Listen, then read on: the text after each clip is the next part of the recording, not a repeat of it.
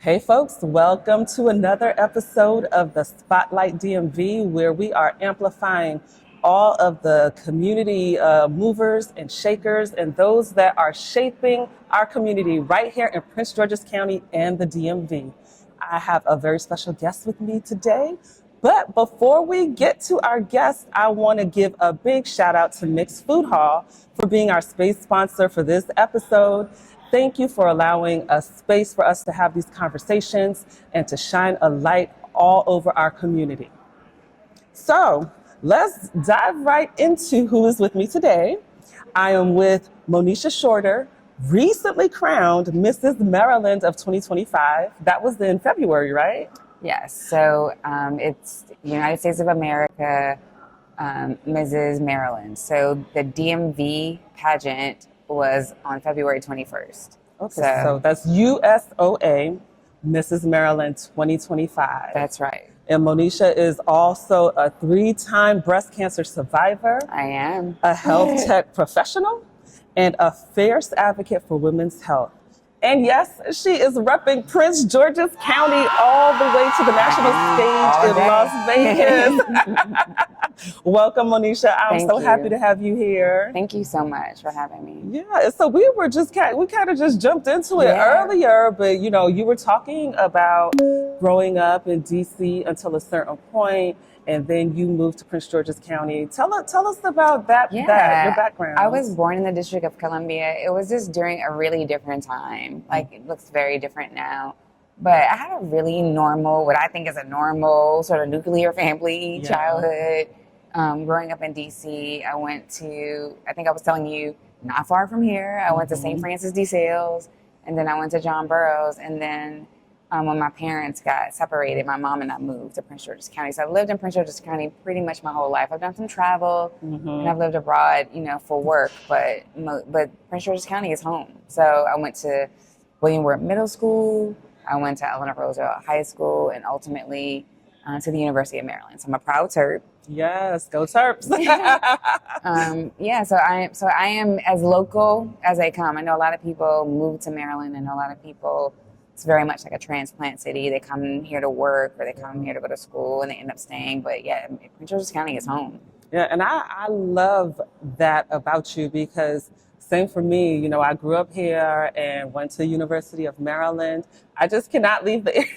It's a really unique place, I think, because having the opportunity to travel and go other places, even in the United States, like Black people do not live the way we live. I mean, we just have access to so many resources, opportunities. There's so much culture here.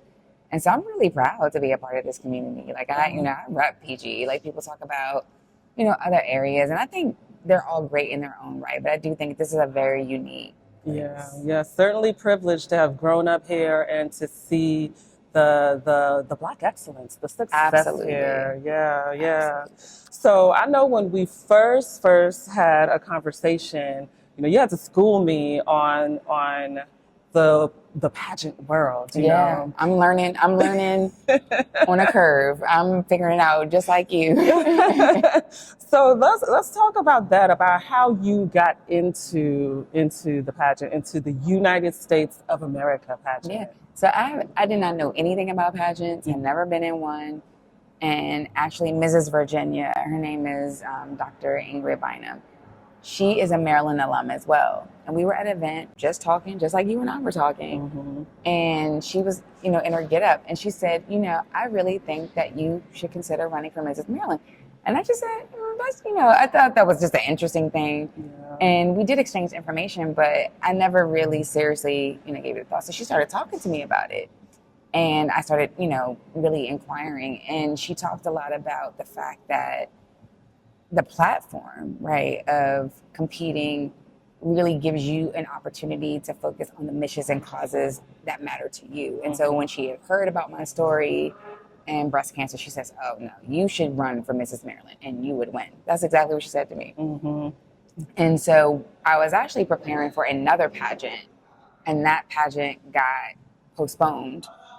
So I happened to run into her in January. Yeah. And she says, "Oh, I'm going to do the USOA pageant, and I think you should do it, and you're going to win." That's what she said. She said, Well, so you were preparing for another pageant after you had initially spoken to her? after I spoken to her, so it was a different system. So, Okay. so there is Mrs. America, Maryland. Mm-hmm. There is USA, and that in that system, Miss USA competes for Miss Universe. Okay. And then there's the United States of America. So there are 3 different systems, 3 different pageants. But I do think, in retrospect, it might have been, this might have been sort of serendipitous in the sense that USOA's motto is empower, inspire, and uplift. Yeah. And I really, so when I think about my healthcare journey and really why I wanted to do it, it really was to share my story in an intentional way and really empower women to take better actions for their health, to really understand their risks, and hopefully never, have the challenges that I've had, this 9 years now with breast cancer. Yeah. So you were preparing for the pageant, for the one that got canceled, and then you ended up registering for... Ended up competing. So the pageant was less than 4 weeks from that time. I had seen it 4 or 5 weeks from that time. And I'm thinking to myself, well, am I going to be ready? Can I actually do this? And I did have a pageant coach, and I asked her, I said, honestly, what do you think, I don't want to make a complete fool of myself, you know? And so we worked really hard that 5 weeks, and she prepared me. And so I entered my first pageant and won my very first pageant. Wow, that is so amazing. So take us through some of what that journey was like, preparing with your coach and making sure that, you were ready to get on stage, because I know some of what you and I had talked about was some preconceived notions before you got involved. Very much so. Because I think people think pageantry is all pomp and circumstance, and it is that. Let's be clear. Those gowns and there's another category called patriotic costume, and some of these costumes are incredibly elaborate with feathers and stars and all kinds of stuff. But at the end of the day, I think pageants they're brands, right? And so what they look for are ambassadors, right? Somebody who can represent that brand, somebody who's relatable, someone who women can look at and say, okay, I understand that. And so I do think it's more than just being a pretty face. I think it's more than just,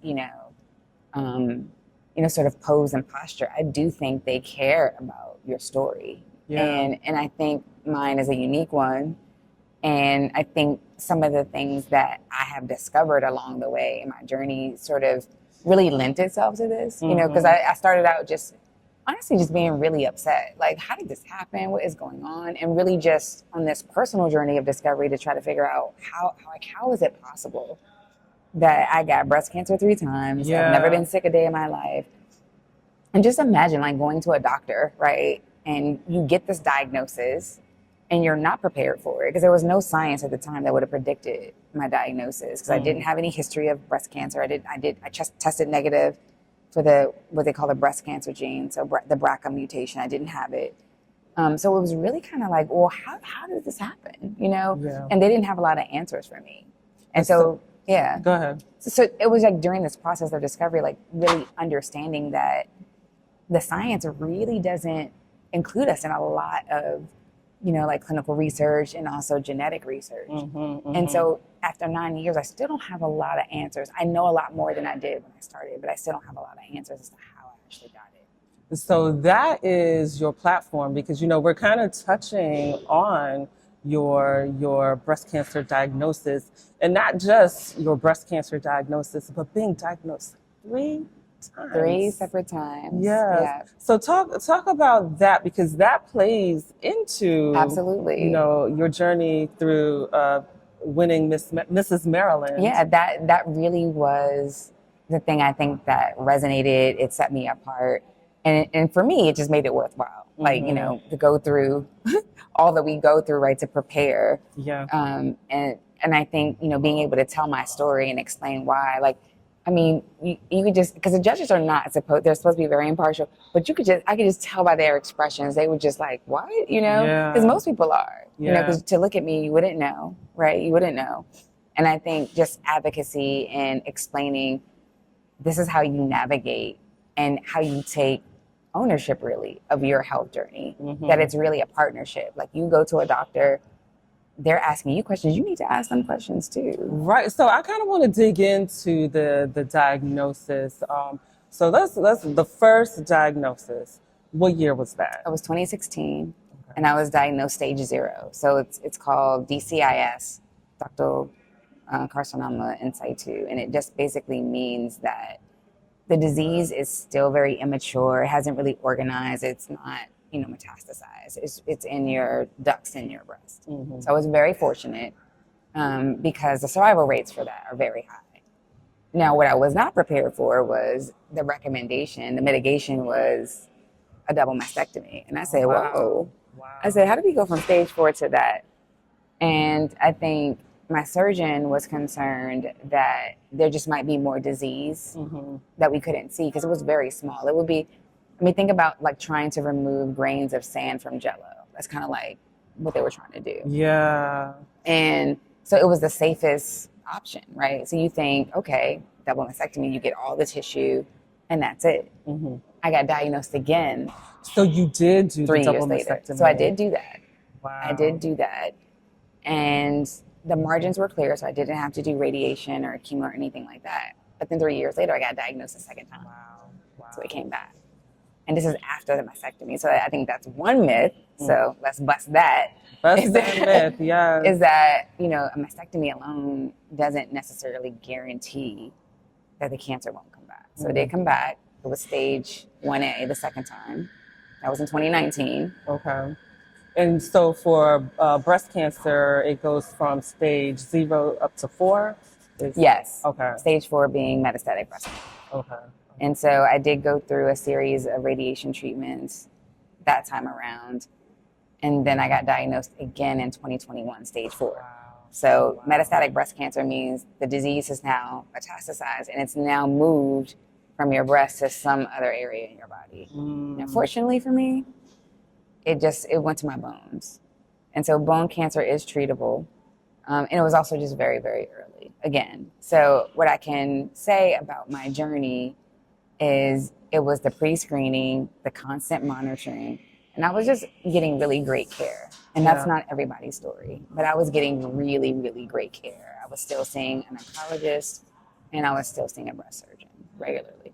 And so through your journey, were you experiencing health issues? Like, did you have pains? And you were like, oh, because I'm trying to figure, like, what made you end up getting screened where they were able to find the cancer? I think, again, fortunately for me, I witnessed my mom go through a lot of challenges because she had very dense, fibrous breasts, as most Black women do. I'm not one of them. I was not blessed with before the surgery, I had very small, barely there breasts. But she had a lot of fibroids. She had very fibrous breasts. And so she had a scare. And because of that risk, I was able to get screened early. So I got screened in like my late 30s. And that is 100% de facto the reason I'm here. Wow. Is I got pre-screened. Yeah, you got pre-screened. So now you called yourself an accidental advocate. Yeah, because for me, I don't know about everybody, but I'm not a person who likes to get on stage and talk about tragedy and and everybody hug and whatever. Like for me, breast cancer was going to be something that happened. It was going to be in my past, but not really a part of my story. And then it just kept happening. So I couldn't ignore it. Yeah. I couldn't just put it behind me. I was like, there's something to this. And I think from that perspective, I am the person, the best, poster child, right? For the reason that women and people of color in particular should be included in clinical research. Yes. Should be genetically tested because we are left out of so much of the science that they don't even sometimes know why we contracted a particular disease. It could be hereditary. And I suspect that's my case, even though I still don't have any data, no science to back that up. And sometimes they don't even necessarily know if there's a medical intervention that's going to work for us. Right. Because again, a lot of the drugs, the formularies are based on clinical trials. And if we're not involved, right, then sometimes they don't work. So a part of the clinical trial issue, because I've heard people in the medical field talk about that as well. And they talk about it from two sides, right? One is that we're not being seeked out to be. Absolutely not. We are definitely under-referred. We are not being asked. We are not being invited. And I think some of that too is just a presumption, right? That this would be something that we would be aware of and ask, but we don't get referred. Yeah. And then the other piece to that too is the mistrust with our community and the medical And that field. Is real, right? That is very real. I mean, and it wasn't even that long ago when we saw the response to COVID, right? And some of the conversations now about vaccines. There's no question that people in our community have a lot of reason to doubt people's motives, whether or not they're going to actually get good care or they're even going to be taken seriously. Yeah. That somebody's going to really listen and pay attention. So it is, both challenges exist. Yeah. But I do think that we have to take ownership, right, of the narrative. We have to be our own advocates and we have to, learn the language, right? Understand the questions. Because there are certain things that you can say to a doctor that literally unlocks access to care. And if you don't know that, right? If you don't know the questions to ask, if you don't know the things to say, right, then you don't get access to the additional screening, all the other things. Right? Yeah, and I have a sister that is in the healthcare field, and so I use her as my advocate. That's right. But that's another thing too. If you don't trust people, take somebody with you.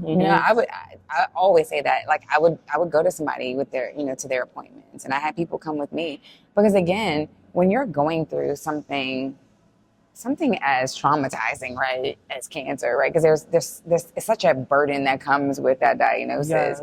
Sometimes you're not really listening. Sometimes you're not asking all the questions that you might ask, because you're kind of psychologically, kind of processing. You're processing, yes. So having someone there to ask questions and also to sort of,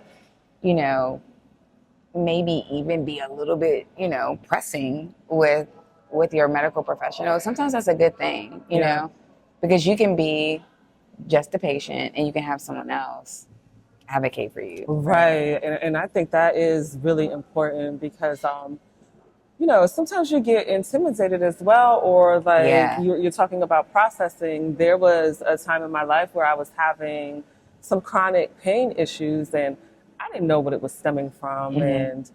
And when I would go to the doctor and, they weren't really pressing to seek a solution, but they just, okay, medicate you or explain it away. Yes. Like you're just probably tired or you're just probably, overweight. And these are the things that a lot of times we hear, right? You're just overweight. You're just, you're not eating properly.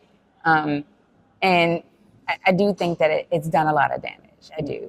I think that the community, I think it's still healing from a lot of misdiagnoses, a lot of just, lack of intentional care. Yes, not being cared for, and like you said, not being taken seriously. And so I know that a part of what you also are advocating for and making people aware of is a part of the solution. You want to bring solutions to these issues. So talk to us about, because you are in tech and you have married your journey and being in tech together. Talk to us about that piece of it. So I'm an engineer by trade, and I am fortunate that my skill set has really lent itself to being a part of the solution.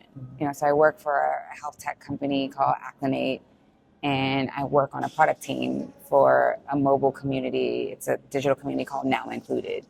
And what's really exciting about it is that we are designing and developing solutions by and for people of color, right? So with people of color in mind, so this is our community. and in a place where they can feel included, they can ask questions and not feel judged, and also feel like people are taking them seriously. And we also have an amazing community ops team that literally goes into community, like boots on the ground. And they talk to people, they explain to them the value and the importance of clinical research. And people, once they get over that trust barrier, then start to listen, then start to ask questions. And fortunately, we've been able to get people engaged. And so now they have support. They have a community with people just like them they can talk to. They see themselves represented in both the work that we do and the opportunities that we offer. And so it's such a great like way to sort of, to me, it makes it worthwhile. It's like, cancer is not something I ever wanted, but I can take my personal lived experience and make sure that it's better for someone else, so they don't ever have to go through that. They don't have to go through it alone. And now they're armed with information that I never had. Yes, and I love the boots on the ground in the community piece to what you're working on. And I went to a conference recently where there were, it was about health contracts and things like that. And a part of what I heard some of the insurance companies saying is that in the past, their communication and outreach has been from the top down. And they see that that's not working. No. They need to have boots on the ground in the community, spreading the word about what they're able to provide. That's right. The solutions that are there, the resources that are there. So this is amazing. And sometimes it's just as simple as the language you use, right? Our people communicate in a certain way. We're very intentional about the way we talk to one another. And so sometimes it's just about knowing the right thing to say or meeting people where they are. And so I think a lot of what we do, when we do work with clinical partners, that is a big part of what we do is sort of partner with them on engagement strategies. We know what's important to our community, and so we can tell them these are the things that you should be talking about, and these are the things that are going to be important and resonate with the community. And so it's just a more authentic approach that builds trust in a way that lends itself to people really taking better actions for their health and feeling empowered, like not feeling, helpless. Like they can make decisions. They now can advocate for themselves. They now can, have a conversation with a clinician and not feel intimidated. Yes, exactly. I love it. Okay, so take us now, because you talked about the motto. That's right. Of USOA. And so take us to when you were there on stage and competing and what all that was like and being, because we kind of talked about when we talked about the preconceived notions and, looking at it as like this fierce competition. Yeah, it really wasn't that at all. Like what I would say is USOA very much is a sisterhood, and that was completely unexpected. I mean, yes, it is a competition. People want to win, but they also want very much to support each other. And I definitely felt that.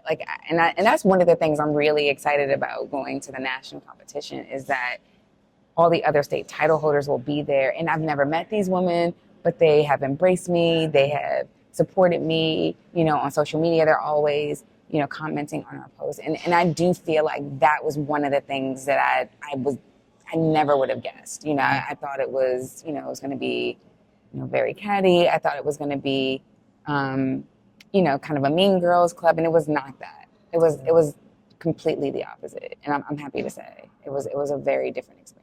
I love that. We are busting all kind of myths today. Yes. Because that's exactly how I thought of the pageant world.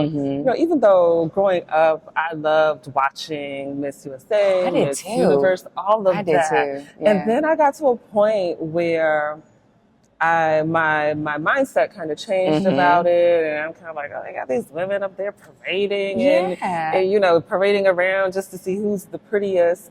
And so hearing your story and your platform and the way it's allowed you to put this out to the public, a larger platform to get solutions, I'm all for it. I 100% and I definitely think that, in 2025, like pretty isn't enough. Like you have to have a story, you have to have a platform. And I think that that carries a lot of weight, right? So there is definitely an evening gown, part of the, how you're evaluated, right? You're scoring, and there's a fitness category. That's the swimsuit. Mm-hmm. But there's an on-stage question. Like, they will ask you questions about, what you plan to do, how are you going to live up, right, to the brand and motto of USOA. They want to know about your platform. They want to know about who you are as a person. Yeah. And that there's nothing you can't fake that part. Exactly. You really can. That's No. the part where you're bringing your whole experience with you, and you're bringing your community with you. You're bringing everything that you stand for Yeah. with you. Yeah. So with that being said, you are headed to Las Vegas in May. How can we support you? Well, the first thing you can do is, if you are on social media, and not everybody is, I get it, please follow me at USOA Mrs Maryland. So I'm going to be making appearances. I'm going to be showing up in the community. And I would love to come if you have an event, all about community service. I've been service first for a really long time. So I'd love to come and support your event, right? I've talked to a couple of women's groups about breast cancer. So that's something I do often. But yeah, like, that's the way. And then I think the other thing is, continue to support, women in our community. Yeah. I think, for me, it starts with health, because I think without health, it's hard to do much else. If you don't have good health, yes, good fortune doesn't do you any good. But I'm very, very, also passionate about diversifying the tech ecosystem. I want to see more women engineers, more women in tech. And I'm also passionate about entrepreneurship, so I do a lot of training and upskilling for early stage founders to launch businesses. So I'd love to see more local businesses right here in Prince George's County. I did some research before our conversation, and I did see where you were presenting about using social media for your marketing. Yeah. And not only that you were able to work with University of Maryland to have a scholarship. Yes. So that endowment came about. It was actually, honestly, a response to the breast cancer. So when I got my last diagnosis, this was about 6 months after I got married. And it was really hard, right, to hear, hard to process. And we were going through like our estate planning stuff, because we didn't know what the doctor was going to say. Mm-hmm. Like all we heard was stage 4. Wow. Right. So this is before, I got a second and third opinion. This is before they really, knew how bad it was. And so, my husband and I were planning for the worst, hoping for the best, but planning for the worst. And it was interesting, because the attorney who was putting my package together, my, estate package together, because I wanted to make sure if anything happened to me, my husband wouldn't have any issues, and, everything would be rightfully his and all that. And then she says, well, what about, your legacy? What about, and I thought she was talking about children. Mm-hmm. That was like my first kind of thought. And I says, well, because of the cancer, I'm not going to be able to have children, because I started a hormone therapy. Mm-hmm. And so pretty much 2 weeks after I started my treatment, I went into medical menopause. Like, children was not really the option. She says, no, like, what is your contribution going to be? Like, what do you want people to remember about you? What do you want them to think about you? And so Maryland is such a great institution. And so they have a gift planning office. And so I talked to them about what I wanted to do. And they basically architected a scholarship for me. And so I have 2 scholarships. One is for the A. James Clark School of Engineering, which is I'm a proud graduate of. And then the other is for my sorority. And so it was a way for me to direct those dollars intentionally to make sure that, people who might not otherwise have an opportunity to pursue a career in STEM would have an opportunity to do that. Oh, I love it. Moniesha, you are such a beautiful soul. Oh my gosh. The more we talk, the more I fall in love with who you are. Thank you. I do. I really do love this community. I love Maryland. I've had the fortune of just such a great experience, both at the high school and collegiate level. Like, I've been given so much, and I do feel an obligation to pay some of that forward. And I'm happy to be in a position to do it, and to live long enough, right, to see, young women, be able to go to college and pursue their dreams. Like, that's exciting for me. Well, so thank you so much for being here and sharing your story, sharing your journey, educating us about the pageant world, educating us about your platform, about breast cancer, and being part of the solution. And thank you for thinking about generations to come behind us and inspiring them. And not just inspiring, leaving a way for them to be able to ascertain all of what you stand for. You are truly the picture of beauty, resilience, and impact. And I'm so truly honored to have you on the spotlight and to be a resident of Prince George's County. We will be cheering for you in May, and we can't wait for you to bring home that W. Well, thank you. And thank you for allowing me to share my story today. Yes, of course. Thanks, Moniesha. And guys, if you are enjoying these stories, please make sure you subscribe, like, and share so we can keep them coming. Until next time. Okay, that was great. Good.